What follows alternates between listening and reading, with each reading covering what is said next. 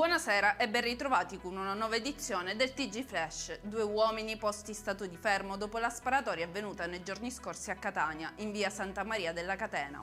Uno si è consegnato spontaneamente e l'altro è stato fermato a Mascalucia. Pare che i feriti non fossero l'obiettivo di chi ha sparato. A partire dalla mezzanotte di oggi il nuovo terminale aggiuntivo dell'aeroporto di Catania entrerà in funzione. La nuova struttura permetterà di aumentare il numero dei voli. Concluse le indagini a carico del medico che aveva in cura il boss Matteo Messina Denaro. Tumbarello, secondo la procura, sapeva perfettamente che le prescrizioni erano per il boss. Il presidente Schifani ha richiesto tramite una nota al ministro per l'economia Giorgetti di autorizzare la regione siciliana a indire nuovi concorsi per sostituire il personale andato in pensione dal 2021 in poi. È in chiusura il meteo, tempo stabile e soleggiato per domani. Diramata allerta arancione per il rischio incendi in tutta la Sicilia. Ed è tutto per questa sera, il prossimo appuntamento domani.